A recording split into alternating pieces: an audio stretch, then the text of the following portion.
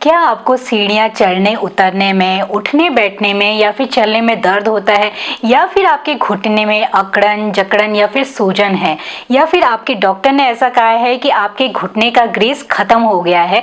तो ये वीडियो आज आपके लिए बहुत इंपॉर्टेंट होने वाला है, क्योंकि इस वीडियो में आज मैं कुछ ऐसे नेचुरल मेथड्स बताऊंगी कि जिससे कि आपकी ये सारी प्रॉब्लम सॉल्व हो जाएगी। तो इस वीडियो को पूरा अंत तक देखिए, मेरे साथ बने रहिए। और अगर अभी तक आपने इस चैनल को सब्सक्राइब नहीं किया है तो सब्सक्राइब भी जरूर करिए, जिससे कि आपको हेल्थ रिलेटेड अपडेट्स मिलते रहें।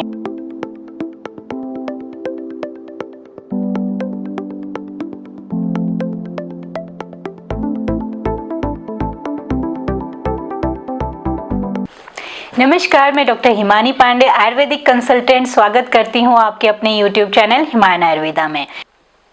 घुटने में एक खास तरह का ग्रीस पाया जाता है जिसको हम सैनोविल फ्लूइड कहते हैं। ये फ्लूइड हमारे घुटने को आपस में रगड़ खाने से बचाता है। जैसे कि हम जब चल रहे होते हैं, अगर ये फ्लूइड जो है सफिशिएंट अमाउंट में होता है तो जब हमारे घुटने आपस में मिलते हैं तो ये टकराते हैं, तो इनसे दर्द नहीं होता है। लेकिन किसी कारणवश, जो मैं आगे बताऊंगी, ये सैनोविल फ्लूइड कम हो जाता है तो ये घुटने हमारे आपस में टकराते हैं, जिसकी वजह से वहाँ पे कट कट की आवाज आती है, हमें अकड़न जकड़न, दर्द या फिर वहां पे सूजन महसूस होती है। इसलिए हमें कुछ मेथड्स पे ध्यान देने की जरूरत है कि ये सैनोविल फ्लूइड की कमी हमारे घुटनों में ना हो, जिसकी वजह से हमें आगे प्रॉब्लम देखने को मिल सकती है इन ओल्डर एज। लेकिन अगर अभी आपको ऐसी कोई प्रॉब्लम नहीं है, तब भी आपने इन मेथड्स को यूज करेंगे तो आपके लिए बहुत फायदेमंद होगा, क्योंकि ये आगे ओल्ड एज में होने वाली इस प्रॉब्लम से आपको काफी हद तक आराम पहुंचाएगा। तो आइए जानते हैं ऐसे क्या क्या कारण होते हैं जिसकी वजह से ये सैनोविल फ्लूइड हमारे जॉइंट्स में कम हो जाता है। तो सबसे पहला है कि एज, ओल्ड एज में ऐसा होता है कि जो ऑक्सीडेटिव स्ट्रेस है वो बढ़ जाता है, इन्फ्लेमेशन बढ़ जाता है, जिसकी वजह से वहां पे जो सैनोविल फ्लूइड है वो कम हो जाता है। दूसरा है ओए, जिसको हम ऑस्टियोआर्थराइटिस भी कहते हैं, और आयुर्वेद में हम इसको संधिवात भी कहते हैं। आयुर्वेद में 3 तरह के दोष कहे गए हैं, वात, पित्त और कफ। जब इनका डिसबैलेंस होता है, जब कफ और वात दोष बढ़ जाते हैं, तो उसकी वजह से हमारे जो घुटने हैं उसमें सैनोविल फ्लूइड की कमी हो जाती है, वहां पे इरोजन और इन्फ्लेमेशन हो जाता है, जिसकी वजह से हमें ये दिक्कत देखने को मिलती है। तीसरा कारण है कि अगर हम एक्सरसाइज नहीं करते हैं, हम बहुत देर तक बैठे रहते हैं, हम आराम ज़्यादा करते हैं, कोई वर्कआउट नहीं करते हैं, उसकी वजह से भी हमारे जो घुटने हैं उनमें सैनोविल फ्लूइड की कमी हो जाती है। चौथा है कि अगर आपका वेट बहुत ज़्यादा बढ़ा हुआ है, हैवी वेट है, उसकी वजह से भी सैनोविल फ्लूइड की कमी देखी जाती है। पांचवा है कि अगर आप बहुत ज़्यादा जिम करते हैं, मतलब जिम करते समय हैवी लोड उठाते हैं, जिसकी वजह से आपके जो जॉइंट्स हैं, नी जॉइंट है, उसमें आपका बहुत ज़्यादा इफेक्ट पड़ता है हैवी वेट उठाने की वजह से, तब भी सैनोविल फ्लूइड की कमी देखी जाती है। छठा है कि अगर आप खट्टी चीज़ों का ज़्यादा मात्रा में सेवन करते हैं। आयुर्वेद में अगर आपको ऐसी प्रॉब्लम है कि जिसमें आपके जो जॉइंट्स हैं वो प्रॉब्लम कर रहे हैं, सैनोविल फ्लूइड की कमी देखी जा रही है, आपके जॉइंट्स में पेन हो रहा है, और अगर आप खट्टा ज़्यादा खा रहे हैं तो ये प्रॉब्लम और बढ़ सकती है। अक्सर ये क्वेश्चन भी अराइज होता है कि क्या हम ग्रीस को दोबारा बढ़ा सकते हैं? तो नेचुरल ट्रीटमेंट से हम अपने जॉइंट्स को हेल्दी रख सकते हैं, जिसकी वजह से वहाँ पे इन्फ्लेमेशन ना हो, इरोजन ना हो और सैनोविल फ्लूइड की कमी भी ना हो। तो आइए जानते हैं कि ये नेचुरल मेथड्स क्या हैं।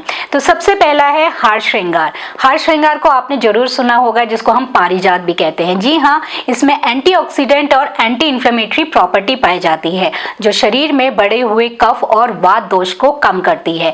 तो यही कारण होता है कि आपका जो सैनोविल फ्लूइड है वो कम हो जाता है, और उसकी वजह से आपके जॉइंट्स में ये प्रॉब्लम देखने को मिलती है। तो इसके लिए आप क्या कर सकते हैं कि जो इसकी पत्तियां हैं, जो इसकी फ्लावर्स है और जो इसकी छाल है, उसको 5 ग्राम के अमाउंट में लीजिए और 1 लीटर आप पानी लीजिए, और इसे तब तक उबालिए जब ये 1/4 हो जाए, तब आप इसको 15 ml की मात्रा में सुबह और शाम को खाली पेट लीजिए, तो आपको बहुत आराम मिलेगा। आपने कुछ समय तक इसका सेवन करना है।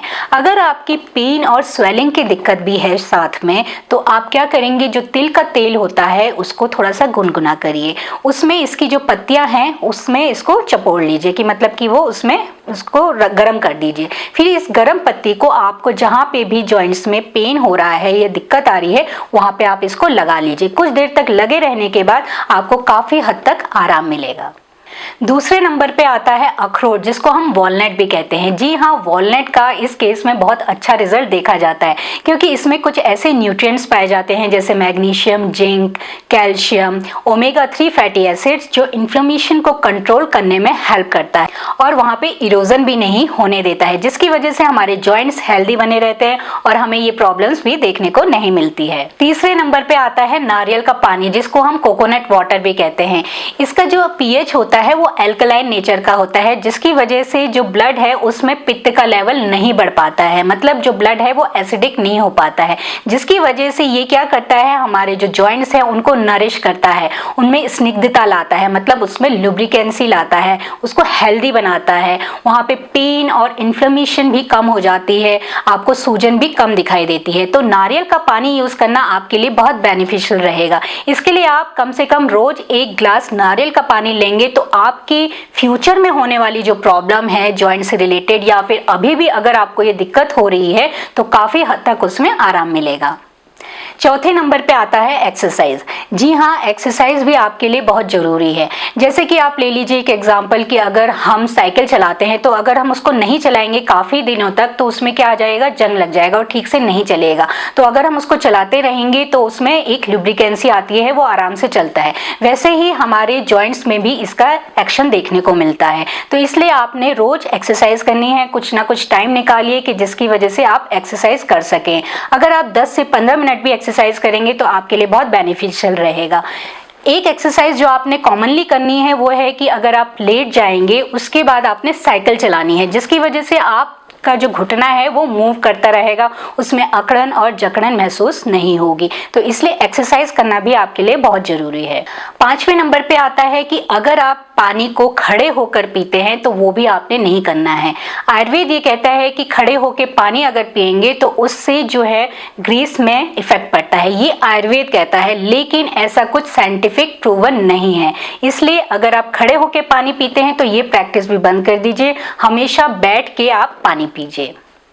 तो ये कुछ ऐसे सिंपल से नेचुरल मेथड है जो हम अगर प्रैक्टिस करेंगे तो हमें ये जो प्रॉब्लम आजकल बहुत देखने को मिल रही है कि हमारे जॉइंट्स में प्रॉब्लम हो रही है, तो ये काफ़ी हद तक ठीक हो जाएगी। अगर आपको ये वीडियो पसंद आया है तो अपने नियर और डियर वंस के साथ जरूर शेयर करिए। अगर आप इस चैनल में नए हैं तो सब्सक्राइब भी जरूर करिए, और अगर आपको ये वीडियो पसंद आया है तो लाइक का बटन भी जरूर दबाइए। आप हमसे फेसबुक, लिंक्डइन और इंस्टाग्राम से भी जुड़ सकते हैं। आपकी कोई क्वेरीज है या कोई टॉपिक है जिस पे आप जानना चाहते हैं तो आप हमसे जरूर लिख भेजिए। नमस्कार।